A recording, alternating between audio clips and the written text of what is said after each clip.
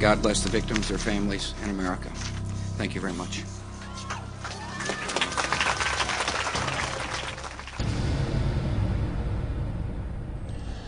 It's been said that all truth passes through three stages. The first stage being denial, the second stage being violent opposition, and the third stage being widespread acceptance as common knowledge. Well, as you view this documentary, keep in mind that people watching will probably fall into one of those three categories. One group of people will absolutely deny that what they're seeing could possibly be true. The second group of people will be violently opposed to this kind of information being released, and they'll do everything that they can to discredit the messenger rather than pay attention to the message. And yet there will probably be a third group of people that will sit back in their easy chair and say, I'm not surprised, I knew it all along. With this in mind, let's begin by playing a little word association. I'll say a word, and you think of the first word that comes to mind. Conspiracy theory is what most people think of.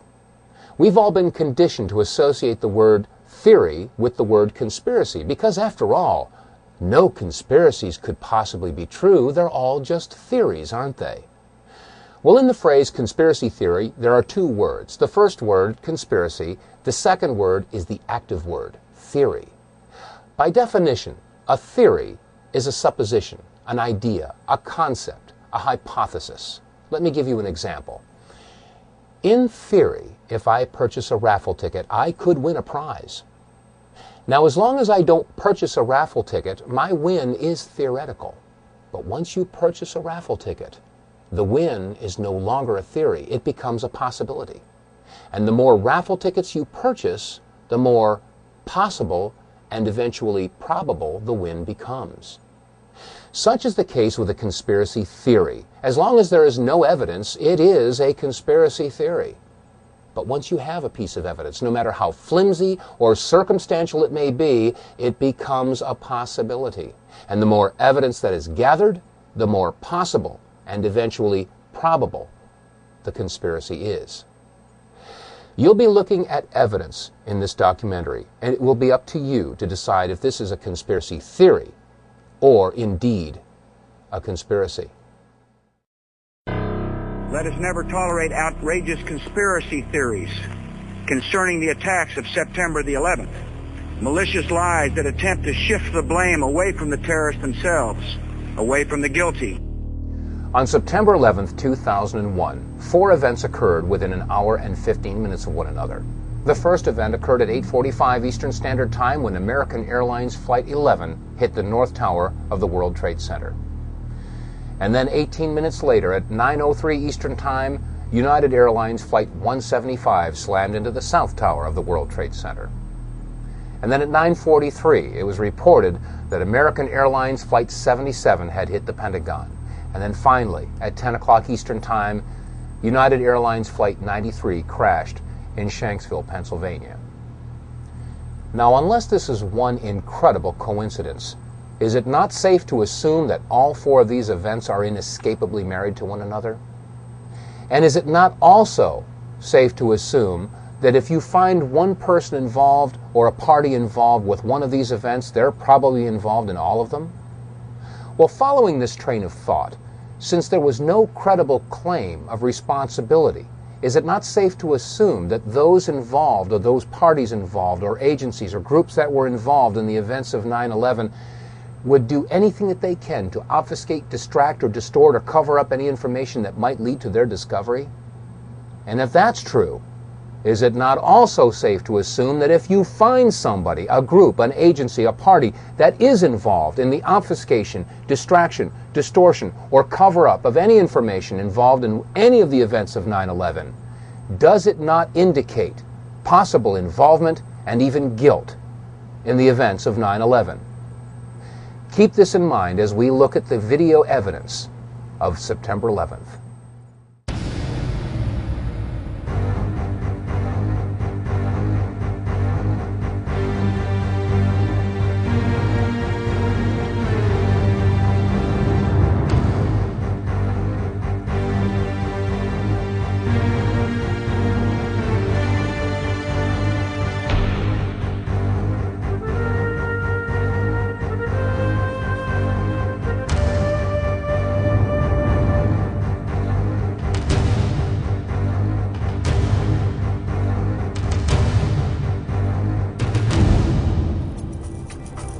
I mean, it was like a cruise missile with wings. Went right there and slammed right into the Pentagon. Huge explosion, a great ball of fire, smoke started billowing out.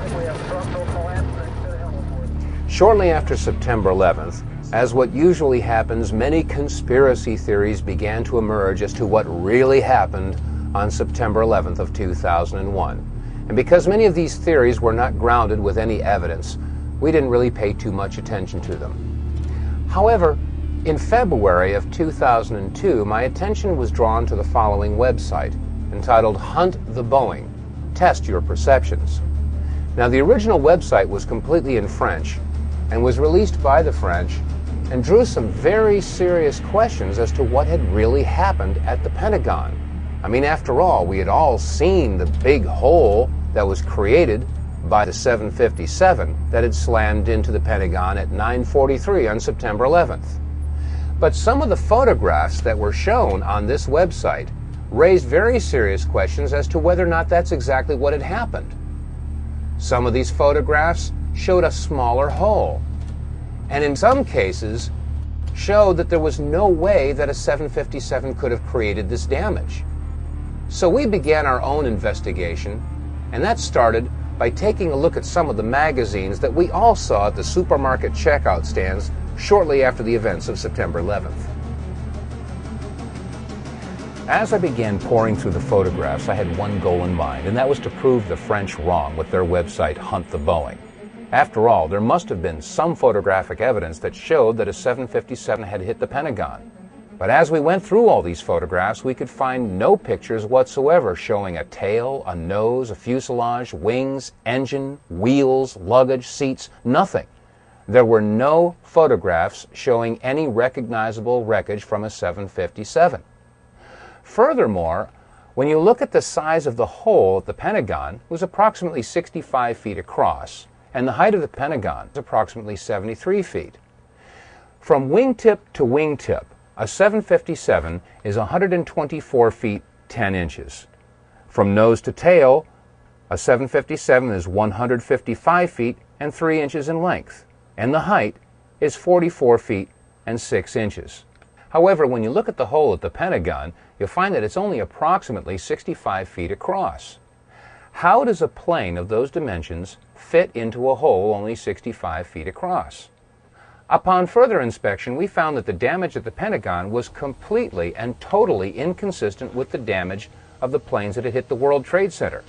I mean, after all, the planes that hit the Trade Center created a fire so intense that it fatigued the steel and collapsed the buildings, or so that's what we were told. And yet, when you look at the left side of the Pentagon, you'll note that there is very little, if any, smoke damage or heat damage at all. On the third floor, it's very plain to see a file cabinet with a computer monitor. Neither of them are damaged. On the second floor, you can see a wooden desk. It hasn't burned. And on the first floor, a very curious sight indeed, a wooden stool with a book that is laying and open. The pages aren't even singed. Now, each of the planes involved in the September 11th attacks had embarked upon transcontinental flights, which means that they had a majority of their fuel left over when they hit their respective targets. That means that approximately 8,600 remaining gallons of fuel would have been ignited on the 757 that had hit the Pentagon. Again, we look at the photograph and ask ourselves, is the smoke and heat damage consistent with that amount of fuel being ignited?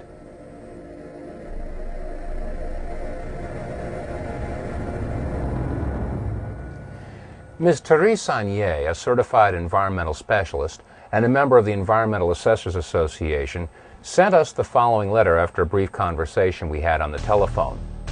She had said to us that the amount of fuel that would have been left in the aircraft that had hit the Pentagon would basically have reduced that section of the Pentagon to rubble and would have burned for days. And that 8,600 gallons of fuel had a BTU rate of 86 million. She also stated that, looking at the total weight of this aircraft in conjunction with its velocity, the Pentagon should have been reduced to the thickness of a pancake. Also, the fuel spill of 8,600 gallons would have posed a very large soil removal and disposal project, since the contaminated soil would be considered hazardous waste under Title 40 of the Code of Federal Regulations. Another interesting question that is raised is in the photographs of the collapsed area of the Pentagon. If you'll note the upper floor and roof area, it appears that that area simply collapsed and does not show any impact damage from a tail section that was over 43 feet in height.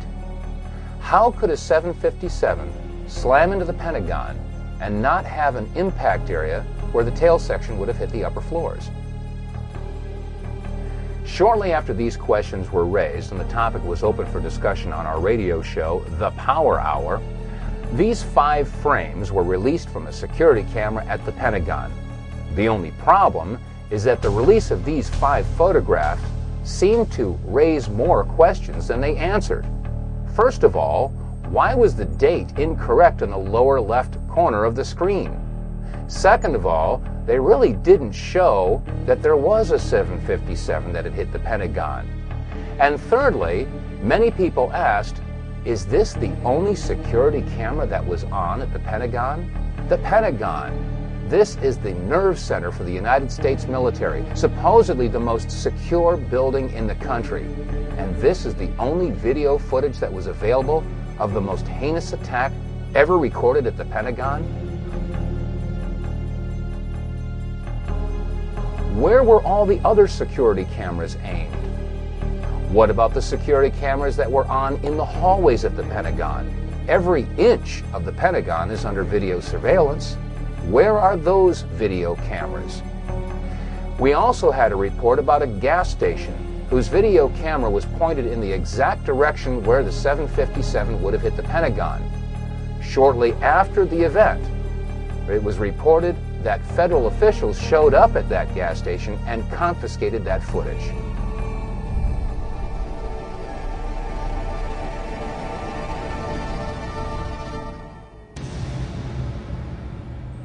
In addition to all the magazines that hit the newsstands and the supermarket checkouts, there was a flurry of book releases that hit the local bookstores and, in some cases, the book section of your local grocery store.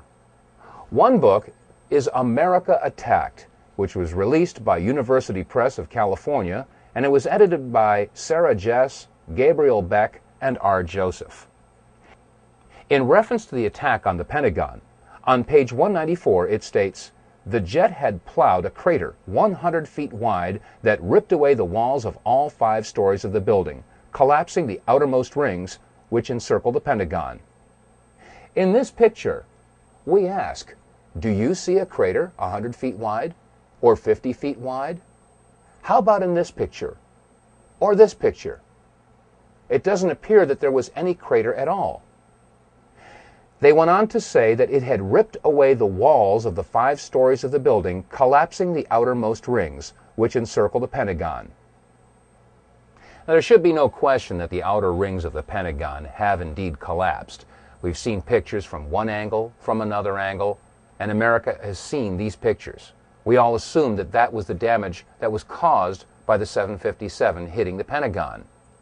But shortly after the release of the article From Deception to Revelation, we were sent some photographs that were taken apparently right after the event and before the outer walls had collapsed.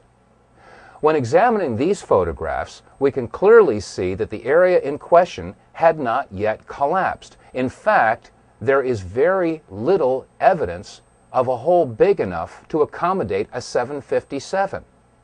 The hole that we do see is approximately 14 to 16 feet across. Question: how does a 757 fit into a 16-foot hole and leave no damage or wreckage on the outside of the Pentagon? These are questions that deserve serious scrutiny.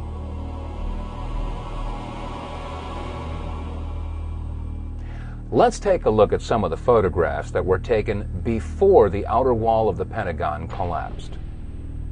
In this first photograph, we can see the firefighters pulling the hoses away from the fire truck. In the foreground, we can see wire spools that were left on the front lawn of the Pentagon. After all, this section of the Pentagon was under renovation. We'll use these wire spools as reference points. Also, to the right of those wire spools and on the face of the Pentagon, we can see that some concrete facing has broken away. We'll also use this as a reference point as we examine these photographs.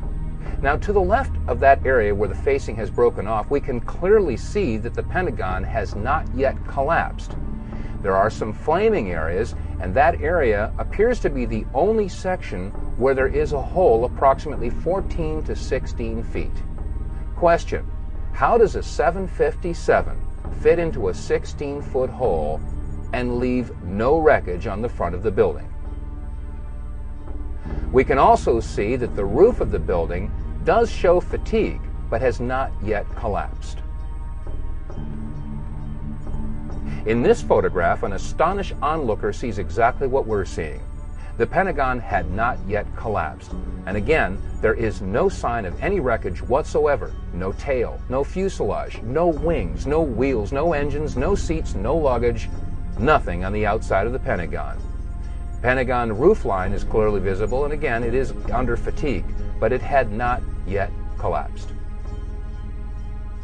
As we examine this next photograph, let's take a good close look at the lower left corner. You'll see engine 331 from the Metropolitan Washington Airport Authority, and we contacted the fire chief from this engine company. Chief Plower agreed to come on our radio show along with 2 of his firefighters, but 1 hour before airtime, they canceled. We were told that the 2 firefighters had been placed on indefinite leave. When we look at this photograph, we can see that the fire retardant foam is being sprayed on the front of the Pentagon, and again, the area in question had not yet collapsed. And you can see right in the center of the photograph a big area where some of the concrete facing has broken away, and it appears that this is the only major hole in the front of the Pentagon. Again, is this hole big enough to accommodate a 757? And where is the wreckage? In this photograph, we again see engine 331 and fire retardant foam being sprayed on the front of the Pentagon. Note clearly in the center of the photograph, we see the upper floors of the Pentagon, again, yet to collapse. But also notice that there does not appear to be any damage to these upper floors. Question: if the height of the Boeing 757 was 44 feet 6 inches, there should have been some point of impact in these upper floors, and yet when we look at these pictures, there doesn't appear to be any impact whatsoever in the area where the tail should have hit. And again, there is no wreckage visible on the front of the lawn. Now, while these photographs were being taken, videographers from several different networks were on the scene to capture the firefighters in action as they battled the blazes at the front of the Pentagon. Jim Angle is joining us now from Washington. Jim, what can you tell us about that fire outside the Pentagon? Jim Angle, are you with us? I can tell you first that the roads around the White House, the streets around the White House, were blocked seconds ago. Members of the Uniform Division of the Secret Service ran out to intersections and started diverting traffic. There are emergency vehicles on almost every block around the White House. The road south of the White House has also been blocked. And as you know, the White House is being evacuated. Federal employees are standing on the street corners in and around the White House, having left the building for fear of another attack. As you come into Washington from Virginia, about 2 miles from the Pentagon, you can see the smoke billowing up from the building. Huge clouds of smoke. So much so that commuters coming into town have pulled over to the side of a busy freeway, what is ordinarily a busy freeway, and are sitting, watching in amazement as the symbol of the United States Defense Establishment goes up in smoke. So there is an amazement all over Washington. People are not sure what to think. You've got a lot of federal employees standing around in this area watching as the streets are blocked off and emergency vehicles rush to and fro. We're not sure what they are up to, but clearly there is concern about the safety of the White House and the surrounding buildings. John. Jim, do you know anything about what kind of plane? Be advised, there's floor collapse, structural integrity is compromised. I'll give you a report on the interior.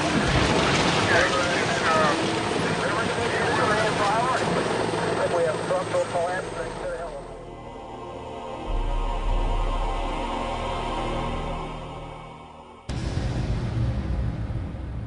question. What could have caused this type of damage? What could have caused a 14 to 16 foot hole and pierced 3 of the rings of the Pentagon? Keep in mind that each ring of the Pentagon has an outer and inner wall, each wall approximately 18 inches thick of steel reinforced concrete. That means that each ring consisted of 36 inches or 3 feet of steel reinforced concrete for a total of approximately 9 feet of steel reinforced concrete. Question: could a 757 have pierced 9 feet of steel reinforced concrete and left a 14 to 16 foot hole and no wreckage? If not, what could have created that type of damage? On our radio program, The Power Hour, we have a lot of veterans and military experts that listen in, and many have called up and agreed that it could not have been a 757 that created that damage, but in fact had to be something else altogether. What could have caused that damage? Some call it a bunker buster or a missile. Now, as this controversy percolated through the year 2002, in January of 2003, the entire issue was resurrected when the American Society of Civil Engineers released a report entitled The Pentagon Building Performance Report. The announcement was made on CNN, and they showed an animated video that illustrated how the 757 slammed into the Pentagon and took out 50 support columns. Let's take another look at this computer-generated animation from the American Society of Civil Engineers at Purdue. And as we look at this plane, ask yourself this question: what significant information was overlooked in this computer graphic model from the American Society of Civil Engineers? Well, first of all, the 18.5-inch steel reinforced concrete exterior wall of the Pentagon was omitted. Second of all, you'll note that when the tail section enters the Pentagon, it remains intact. How is it possible that the tail section, over 40 feet in height, would have remained intact as it entered the Pentagon and left no entry point, as is seen in this photograph? Thirdly, and probably the most significant omission of all, is that the engines are missing in this computer graphic model. Despite these omissions, the American Society of Civil Engineers claimed that the plane took out 50 support columns as it entered the Pentagon. When we again look at these photographs, I ask, do you see support columns that have been destroyed? Which support columns were destroyed? How could it possibly be that the American Society of Civil Engineers could release such a report when the photographs clearly show that the entire report is in question?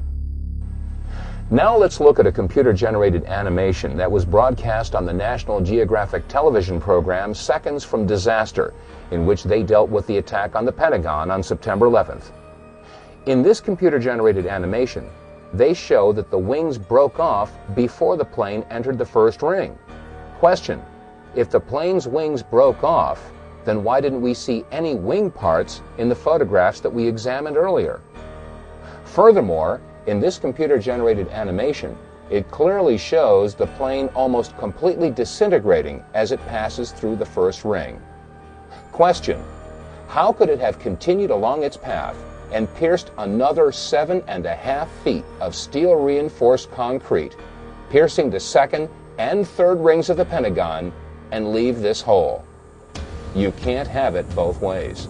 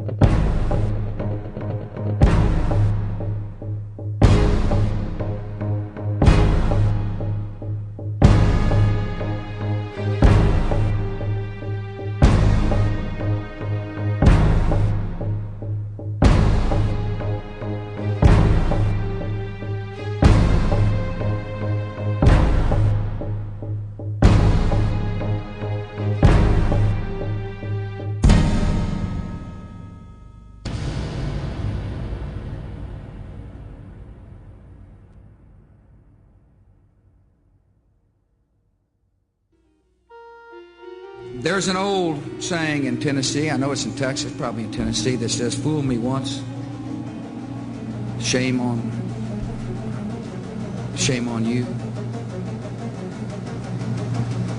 It fooled me, we can't get fooled again. You know, there are those that see these pictures and hear this information for the first time, and they inevitably ask the question, well, if the plane didn't hit the Pentagon, where did it go? The answer is, I don't know where it went. For all I know, it could be sitting in 200 feet of water in the Atlantic Ocean. But then again, I didn't say that Flight 77 hit the Pentagon. That was NBC and CBS and ABC and CNN and Fox and all the other news agencies. The question should be, if Flight 77 hit the Pentagon, then where is it? And let's keep in mind that if we do find someone, a group, or an agency that is involved in the obfuscation, distraction, distortion, or cover-up of any information about any of the events of September 11th, does that not indicate possible involvement and even guilt in the events of September 11th? Now let's move on to what happened in New York City on the morning of September 11th.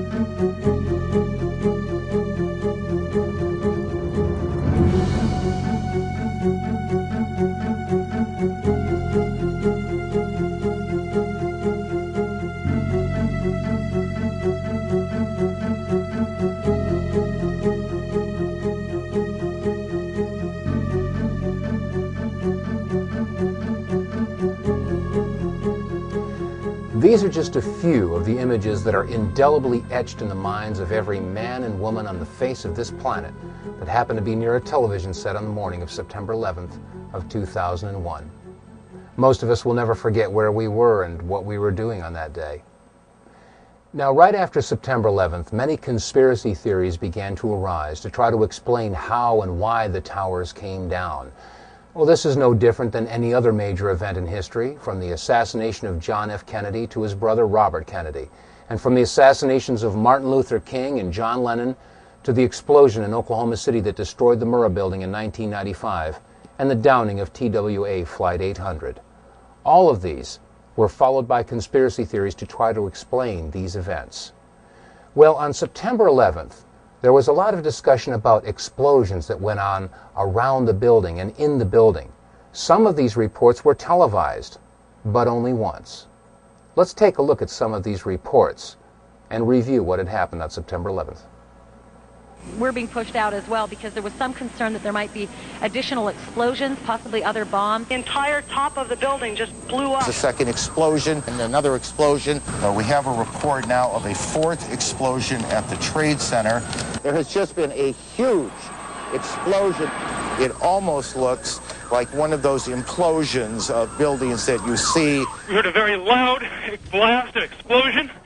Not clear now is why this explosion took place. Do you know if it was an explosion or if it was a building collapse? To me, it sounded like an explosion. But it was a huge explosion. I saw the two buildings. I'm thinking it was a bomb because it's two of them. This is actually, we believe, debris from one of the planes that hit one of the towers on the World Trade Center. The FBI is here, as you can see. They had roped this area off. They were taking photographs and securing this area just prior to that huge explosion that we all heard and felt. We've just heard a virtual barrage of reports of bombs and explosions going off in and around the World Trade Center.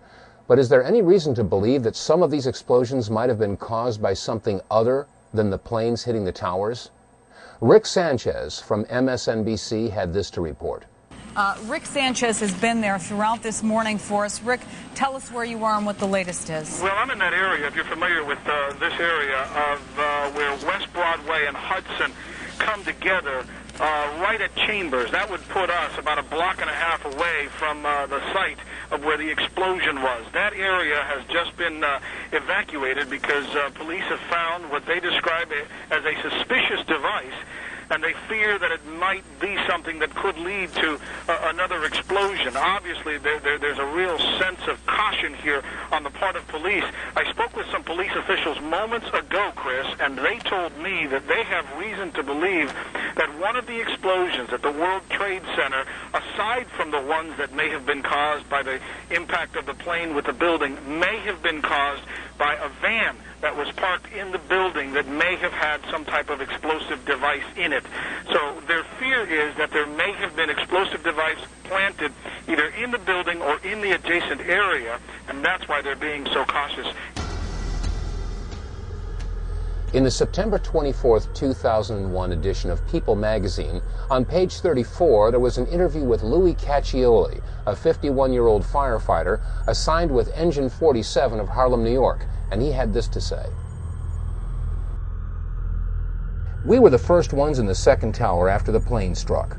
I was taking firefighters up in the elevator to the 24th floor to get in position to evacuate workers. On the last trip up, a bomb went off. We think there was bombs set in the building. Well, Louis Caccioli isn't the only firefighter that claims that there were bombs or explosives going off in and around the World Trade Center. We made it at least 2 blocks, and we started running. Floor by floor, instead of popping out. It was if they had detonated. If they were planned to take down a building. Boom, boom, boom, boom, boom, boom, boom. All the way down. I was watching. We've heard eyewitness accounts and testimony from fire officials that indicate that there were bombs, explosives, possibly detonating charges that were utilized in the collapse of the World Trade Center buildings. Is there any reason to believe that detonating charges were utilized in the collapse of the North Tower, the South Tower, or Building 7? One firefighter did say, boom, boom, boom, boom, boom, that's how it went down. And many of the television reporters reported that as the buildings collapsed, both the North Tower and the South Tower and Building 7, they all appeared to come down just like a controlled demolition. Let's listen to a clip from Larry Silverstein. He was the lease owner of the World Trade Center as he gave an interview on PBS. I remember getting a call from the fire department commander telling me that they were not sure they were going to be able to contain the fire. And I said, you know, we've had such terrible loss of life. Maybe the smartest thing to do is pull it.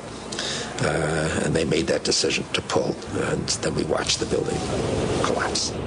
Now, we've just heard Larry Silverstein making the admission that when it came to Building 7, the decision was made to pull it, a term that is used by demolition experts in bringing a building down. But what was America and the rest of the world told as to why Building 7 came down?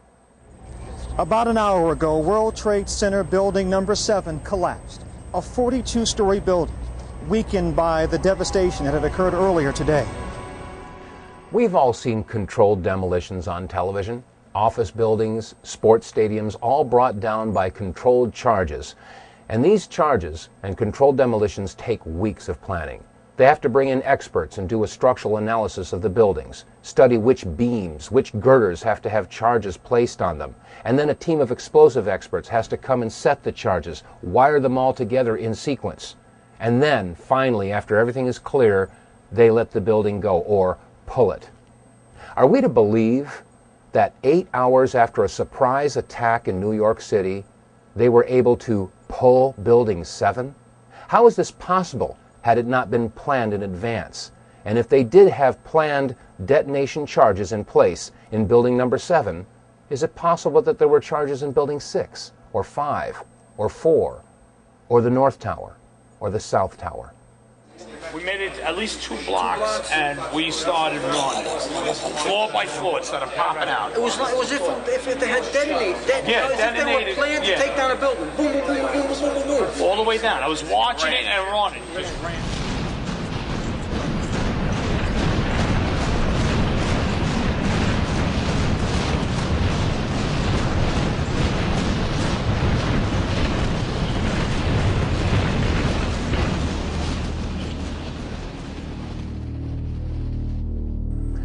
Ladies and gentlemen, so far we've seen that we were deceived, if not flat out lied to, about many of the events of September 11th. from the controversy about whether or not Flight 77 actually hit the Pentagon, to whether or not there were bombs or explosives or detonating charges utilized in any of the buildings that collapsed in the World Trade Center. And also Larry Silverstein making the admission that when it came to Building 7, they made the decision to pull it. And now we come to the main events of September 11th, North and South Towers being hit by airliners that were supposedly hijacked by terrorists. Let's take a look at some of the clips that we've all seen over and over again.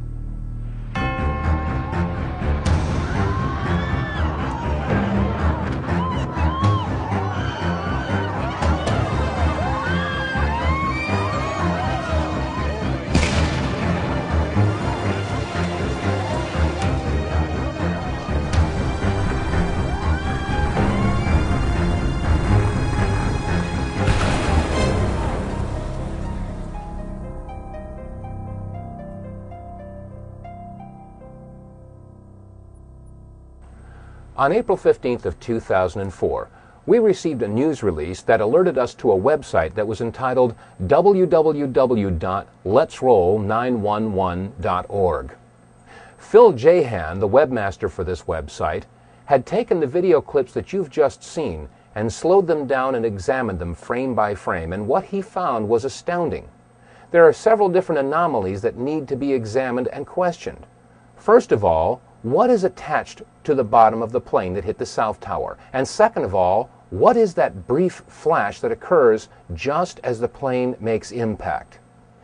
Now, when we first looked at this video footage, I said to myself, well, this video footage could very well be manipulated. So I wanted to check it out myself. Well, we went and found the DVD that we had purchased shortly after September 11th entitled America Remembers. This was directly from CNN. We took this DVD and put it in our machine and examined the very clip that you've just seen. Let's take a look at it.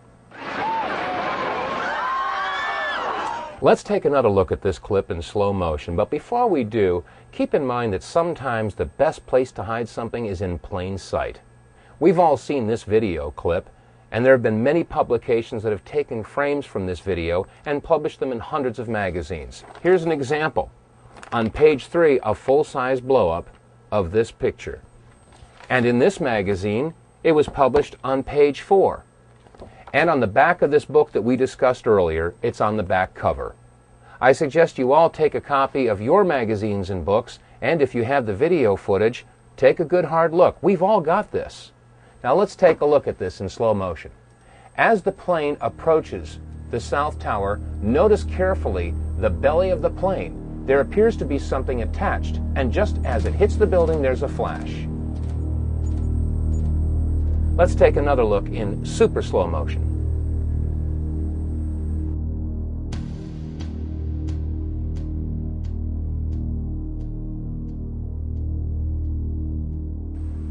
Let's look at this photograph that was taken near Ground Zero.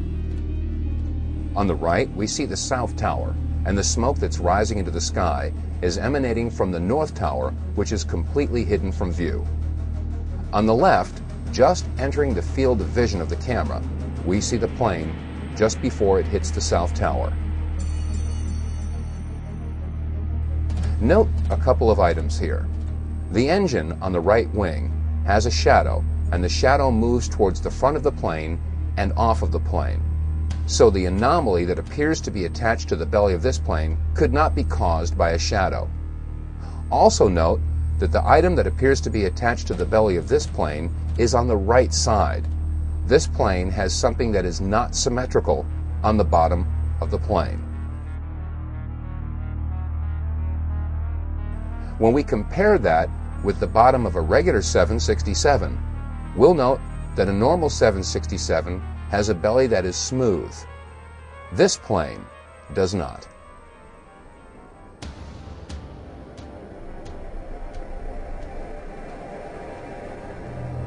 In the summer of 2003, in Barcelona, Spain, a publication by the name of La Vanguardia did an investigative report on the plane that slammed into the South Tower.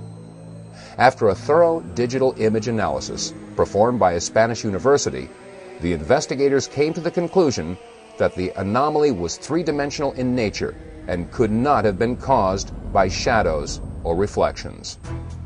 Question: is it outside the realm of possibilities that an object of this size and shape could be attached to the belly of a plane of this type?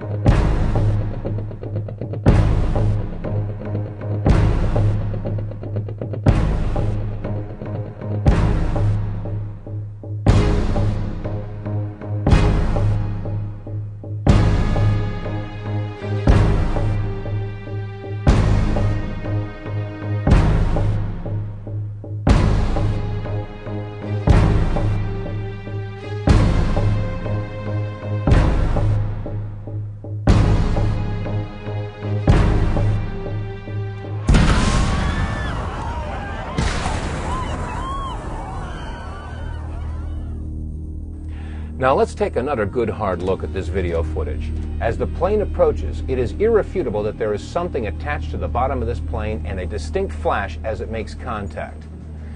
Now there are some that would say that this is a trick of light, a reflection. Well, let's keep in mind that if you hold a mirror in your hand and reflect the sun's rays, that reflection only goes where you aim that reflection. So a reflection should only be seen from one particular angle. Let's take a look at this event from another angle. And now let's take a look at it again from a third angle. And now let's take a look at it one more time from a fourth angle.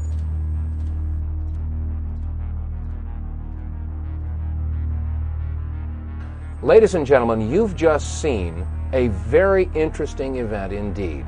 Not recorded by one, but recorded by 4 different cameras from 4 different angles. There can be no doubt that this is not the result of a reflection of any sort, but in fact was a flash caused by an explosion, a detonation, a missile.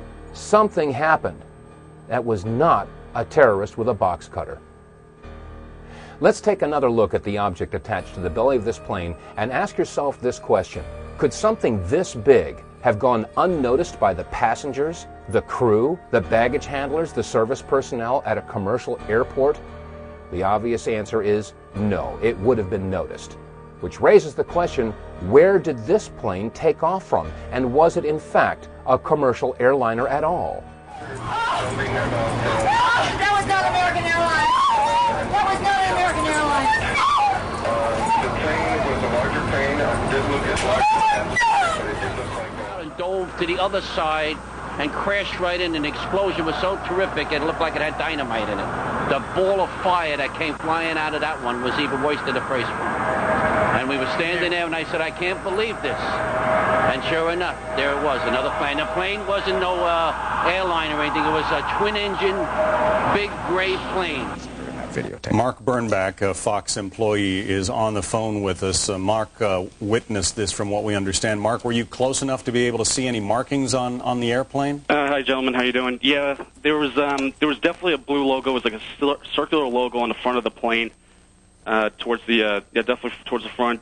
It definitely did not look like a commercial plane. I didn't see any windows on the sides, and definitely very low. And I'm completely panicked. I'm you're freaking out. I cannot believe what I just saw. We are all shaken by this. We are watching the video now back live, but the upper floors of the World Trade Center in Manhattan in flames now after apparently 2 large airplanes. We're talking about jetliners here, slammed into the sides right around 9 o'clock this morning.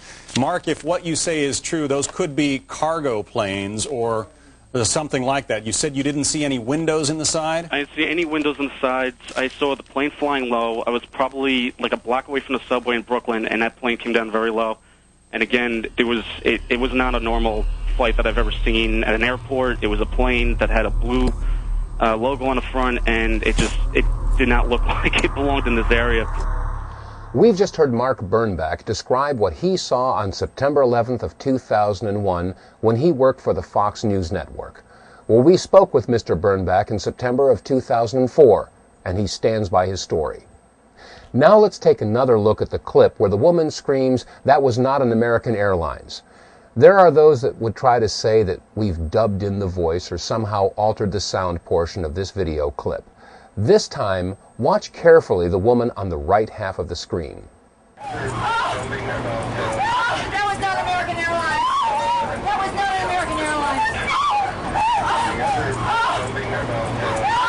not American Airlines!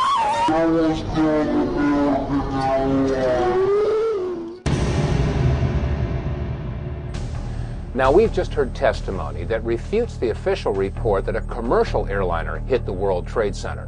Well, if it wasn't a commercial airliner, it would have to be either a private or a military aircraft, and I think we can rule out private aircraft. I didn't see any windows on the sides. I saw the plane flying low. I was probably... It wasn't no airline or anything. It was a twin-engine, big gray plane.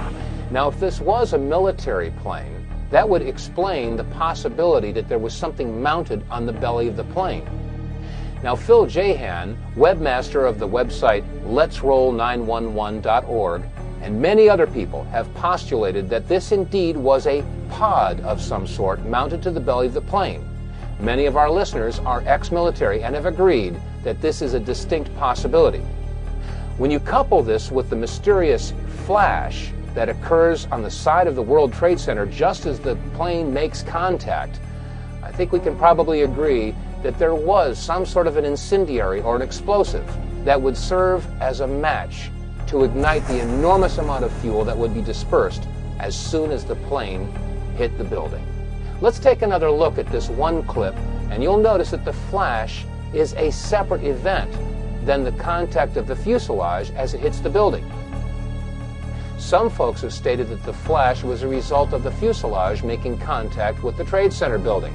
But as you can see, the flash is indeed to the right of the fuselage, and in fact, as the fuselage makes contact with the World Trade Tower, you can see a reflection of the flash in the fuselage, which further supports the contention that these are two separate events.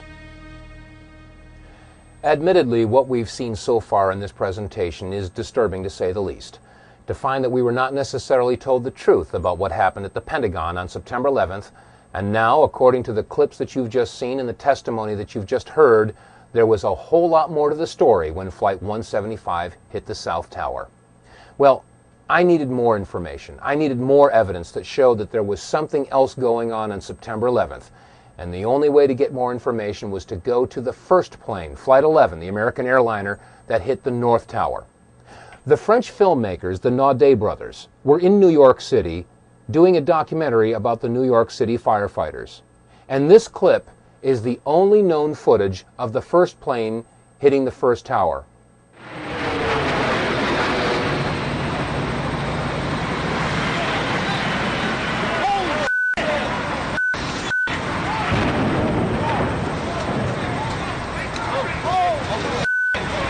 Let's take another look at this video clip, this time in slow motion. You'll notice that as the plane approaches the tower, first of all, we're too far away to get a clear shot in any detail of the plane. So therefore, it's hard to make out whether or not there was anything attached to the bottom of this plane, as was the case with Flight 175. However, there is another similarity. Just as the plane makes impact, there is a flash.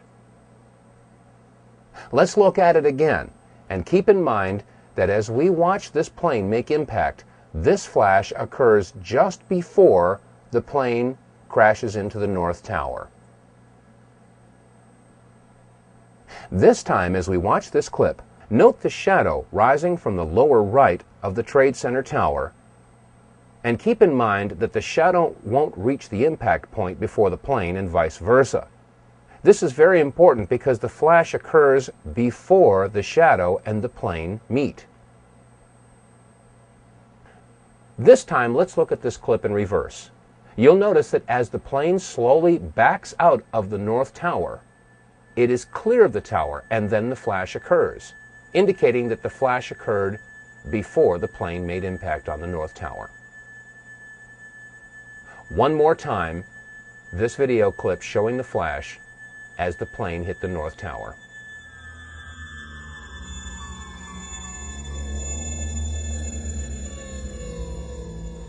Now, this video clip that we've just examined came again from the Naudet brothers documentary that was being filmed in the streets of New York City on the morning of September 11th. This documentary about the New York City firefighters was going to be assembled at a later date, and it was not televised. In fact, there was no live coverage at all of Flight 11 as it hit the North Tower. After all, it was a surprise attack. So if there was no live television coverage of the first plane hitting the first tower, how do we explain the following comment from George Walker Bush? What was the first thing that went through your head when you heard that a plane crashed into the first? Well, I was sitting in a schoolhouse in Florida. I'd gone down to tell my little brother what to do, and you can go ahead and sit down. Just kidding, Jeb. And it's the mother in me. Anyway, I was sitting there, and my chief of staff, well, first of all, when we walked in the classroom, I had seen this plane fly into the first building. There was a TV set on, and you know, I thought it was pilot error. You know, right off the bat, there will probably be some folks out there that will try to minimize or negate what we've discussed in this program and turn it into some sort of a political football. They'll say we're left-wingers, or we're Democrat, liberal types, and we're Bush bashing.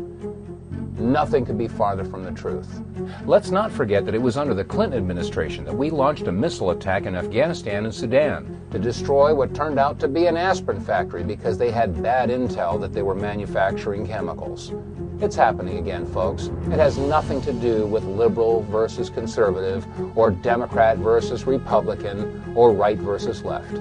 It has everything to do with right versus wrong. On September 11th, it was reported that the passengers of Flight 93 were in the process of overcoming terrorists who had taken over the plane using box cutters. And in the process, the plane crashed in a field in Shanksville, Pennsylvania at 10 o'clock a.m. Eastern Standard Time.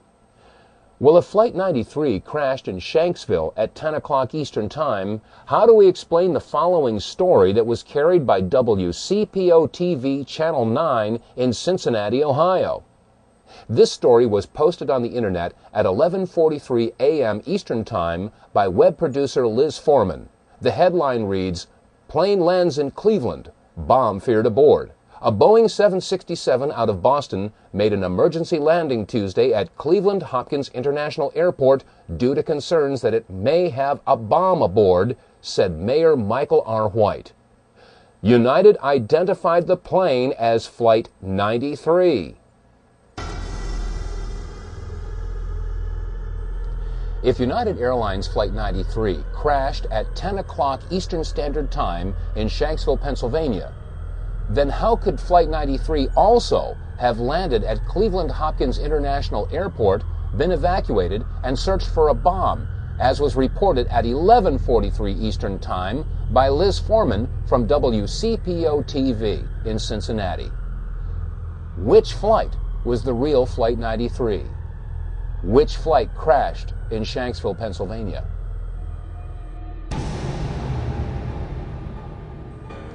And now we come to the $10,000 question. How is it possible that in the sleepy town of Versailles, Missouri, in a little production studio, we can do an in-depth analysis and a slow-motion expose of video footage that's been at the fingertips of every major news network all this time? How is it possible that they can show you slow-motion video of car crashes and basketball games, and they can do frame-by-frame analysis of major events in history like the JFK assassination, and yet they haven't seen fit to show you one slow-motion picture of these planes hitting the towers? Why is it that shortly after September 11th, it was decided that it would be too painful for America to see these videos anymore, and so they decided to stop showing them? Maybe now we know why they stopped showing these videos. And maybe we should have nothing but contempt for the mainstream networks for withholding this information. After all, if you become aware of a lie and you do nothing to expose the lie, you then become part of the lie. Has this ever happened before in American history? Have the mainstream media networks ever suppressed information in regard to terrorist attacks in this country? Appears to be the Oklahoma County Bomb Squad. It's their bomb disposal unit, essentially, is what it is, and it is what they would use to, if the report that we gave you just a few moments ago turns out to be correct, that they have found a second explosive device of some kind inside this building, they'll back that trailer down there, and the bomb squad folks will go in, and they will use that trailer. You see the bucket on the back there, sort of, this is how they would transport the explosive device away from this populated area to try to do something with it. Now confirmed through federal authorities that a second bomb has been found inside that federal building in Oklahoma City. It was an explosion at 9 o'clock this morning that did that damage you're looking at right there, blowing off the entire north face of that building. Again, you're looking at the north face there. A second bomb was found on the east side of that building. A bomb squad is on the scene. That second bomb has not exploded. We don't know quite the status yet, if they've managed to defuse it, but it has been confirmed that a second bomb was found on the east side of that building. I just took a look down the street at the Morrow building again. I see another bomb truck going, so apparently they're going to try to get out that third bomb that's been talked about. Still a lot of activity around the Morrow building. Security concerns that another one still might go off. That's what everybody's worried about. At the present time, the medical teams downtown are unable to get into the wreckage to retrieve more of the injured because of the presence of other bombs in the area. I've been told by the police department that just as soon as those bombs are defused, they will permit the medical teams to enter. Just for a second, we want to update our audience that the Justice Department is reporting that a second explosive device has been found in the A.P. Murrah building in downtown Oklahoma City. Mike, you're still with us, aren't you? Yes, I am, and I might tell you in addition to that, that in fact what we were told at the scene a few minutes ago was that in fact 2 different explosive devices were found in addition to the one that went off. So a total of 3. A total of 3, and of course then there was mass confusion whenever there were hundreds of spectators in the area, and when they heard that there were other bombs in the building, people were running from the area in the opposite direction as fast as they could. Utter devastation that one explosion caused, because here's now what we are starting to learn about the succession, or what someone obviously hoped would be a succession of explosions. The first bomb that was in the federal building did go off. It did the damage that you see right there. The second explosive was found and diffused. The third explosive that was found, and they are working on right now as we speak, I understand, both the second and third explosives, if you can imagine this, were larger than the first. So try to imagine 2 or 3-fold happening what we've already seen there. It is just incredible to think that there was that much heavy artillery that was somehow moved into the downtown Oklahoma City. President Clinton just called Frank Keating, Governor Frank Keating, and he says that 3 FBI anti-terrorist teams are en route to Oklahoma City. Right now, they are saying that this is the work of a sophisticated group. This is a very sophisticated device, and it has to have been done by an explosives expert. Obviously, you talk about the second bomb that was found. Devin told us earlier, we got information that the second and third bomb were bigger than the one that was detonated. 1,200 pounds of explosives in that first one that went off. The second and third devices that were found were actually larger than that. So you can undetonated bombs that were found that were bigger than the device that exploded. And if this other one that they're looking at now turns out to be something, it appears that it was meant for this building to come down, to be leveled, because of the amount of power that could have gone off. Only one explosion, it was obviously tragic enough, but there were more bombs set to go off, according to ATF officials. The question is, why that building? And was it Waco? Is it Nation of Islam? We should find out an awful lot when the bombs are taken apart. I think it was a great stroke of luck. As you're mentioning, it's hard to talk about luck on a day like today in Oklahoma City, but it was a great stroke of luck that we actually have got diffused bombs. It's through the bomb material that we will be able to track down who committed this atrocity. I'm sure many of you are shocked after seeing these clips that you've just seen that were taken from local affiliate stations in Oklahoma City right after the bombing. Many of us never heard about the discovery of a second bomb and a third bomb and the retrieval of a bomb and the statement that we actually have got diffused bombs. This information was suppressed. It was kept from the American people. Why? How many pieces of evidence do we need to prove that there is a conspiracy?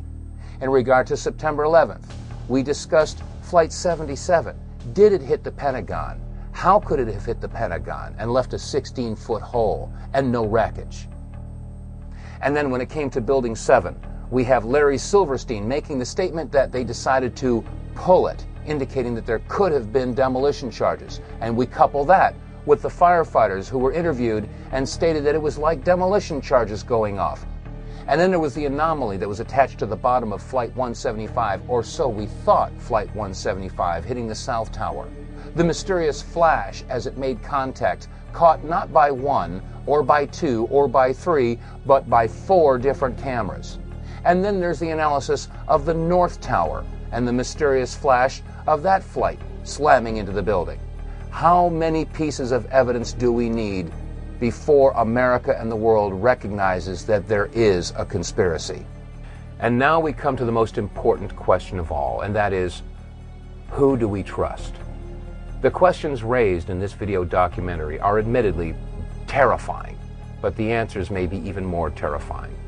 We offer an open hand and not a clenched fist to every man and woman that serves in uniform, whether it be law enforcement or military. You've all taken an oath to protect and serve, or to support and defend the Constitution from all enemies, foreign and domestic. And you are going to be charged with the responsibility of protecting the American people, the Declaration of Independence, the Bill of Rights, the Constitution. Our way of life is in jeopardy, and you will be charged with the responsibility of defending our way of life and the people of this country. The biggest challenge before you right now is, who is the enemy? There are those that would ask the question, why would our government be involved in such a horrendous act of terrorism? Or what would the motive possibly be? Well, let's remember a couple of things. First of all, it's been said that those that forget their history are destined to repeat it. And it's also been said that history was written by those that hanged the heroes. We're now just finding out, and it's becoming common knowledge, that the attack on Pearl Harbor wasn't the surprise attack we were all told it was. In fact, the powers that be knew days ahead of time that the attack was pending. And then there's the Northwoods documents that were released in 1961, in which the Joint Chiefs spelled out plans to attack their own ships, sink battleships, let off bombs, and have terrorist attacks here in the United States to instill patriotism and raise anger against the communists so that we could find an entry into the Cold War. We all know that war makes money, and the events at Pearl Harbor and the very existence of the Northwoods documents should represent a mindset and a clear intent of the powers that be to involve themselves in clandestine operations and to sacrifice the lives of our men and women in uniform and civilians as well, as long as it will legitimize their involvement in some sort of a military conflict. Let's look at the world situation today. The United States is the only remaining world superpower. Russia is our best friend now, or so we're told, and China is our biggest trading partner. Simply ask Walmart or Dollar General or any other major retailer where most of the goods are manufactured in China. Well, if there is no world superpower boogeyman or enemy to be watching over, well then what better enemy to have than a nameless, faceless enemy without a country that can strike at will in any corner of the globe? The war on terror. A war that, as Dick Cheney has said, could last for decades. Yes, war means money. And defense contracting is the largest industry in the country, if not the world. Billions, if not trillions of dollars are awarded to defense contractors every year. And they'll manufacture $75 hammers or $600 toilet seats, grossly overcharging the American taxpayer. Where does all this extra money go? And now we have to ask the question, how do defense contractors guarantee job security and profitability? And the common sense answer is to guarantee that there is war. Well, you might ask, why doesn't the mainstream media tell us about this? Why hasn't Tom Brokaw or NBC News told us? Well, as an example, NBC is owned by General Electric. General Electric is one of the top 10 defense contractors. Keeping this information in mind, it should be easy to understand how and why the United States would create an Osama bin Laden.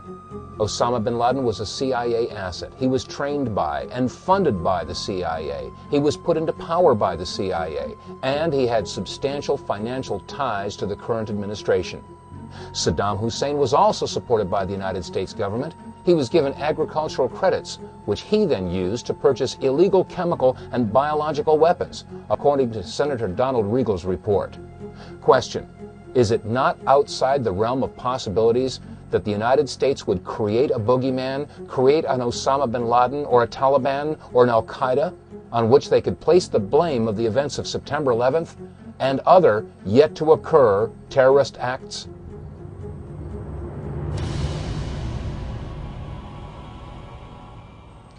In the beginning of this program, we played word association, if you recall. The term was conspiracy theory. Now, you've seen enough evidence in this presentation to know that we are dealing now with a conspiracy. There is plenty of evidence to support it. The conspiracy theory, in fact, is the idea that Osama bin Laden had something to do with the attacks of September 11th. Let's not forget that on September 23rd of 2001, Condoleezza Rice, National Security Advisor, had stated that they had evidence that linked bin Laden with the terrorist attacks and that they would release that evidence in due time. Well, America and the world are still waiting for that evidence. And in that time since September 11th, we've launched not one, but 2 wars in Afghanistan and Iraq based upon no evidence or a conspiracy theory. Our war is against evil, not against Islam. We don't hold any religion accountable. We're fighting evil. What we've seen on this video should give us all cause to stop and rethink everything that we've been told about September 11th. The media and our government have relentlessly pounded into Americans' minds that it was terrorists wielding box cutters that were responsible for the attacks in America on September 11th. And now, after seeing this video footage, we realize that it couldn't possibly have been a terrorist in a box cutter that would have created the flashes on both the North and South Tower. Nor could it have been a terrorist with a box cutter that had that attachment to the bottom of Flight 175. There is one truth that's come out of this, though, and that is that there is a war on freedom. But the war on freedom isn't being waged by those that they say it is. After all, how many of your freedoms have been legislated away by Osama bin Laden or the Taliban or Al-Qaeda or Saddam Hussein? The answer is none. Your freedoms have been legislated away by the very people who take oaths to defend your freedoms. Republicans and Democrats alike. Your Congress, your Senate, your President. There is a war on freedom. And now, thanks to the Homeland Security Bill, the Patriot Act, the Terrorist Bill, the Model States Emergency Health Powers Act, we have thumb scanners and retina scans and face recognition, metal detectors. At the airports, we have body scans and body cavity searches. Yes, there is a war on freedom. And let's not forget what George Bush had said in regard to conspiracy theories. Let us never tolerate outrageous conspiracy theories concerning the attacks of September the 11th. Malicious lies that attempt to shift the blame away from the terrorists themselves, away from the guilty. Every nation in every region now has a decision to make. Either you are with us or you are with the terrorists. Much calmer situation and a much better evacuation. And these people. Like someone's Let's ask some real questions. Is that unfair? And what about the bunker? You didn't ask them about the bunker, the Office of Emergency Management bunker on fire? We are getting ready for the next panel. Remember this. Your government funded and trained Al-Qaeda. Repeat it again. Your government funded and trained Al-Qaeda. And now I ask all of America and the people of the world, where's your line in the sand?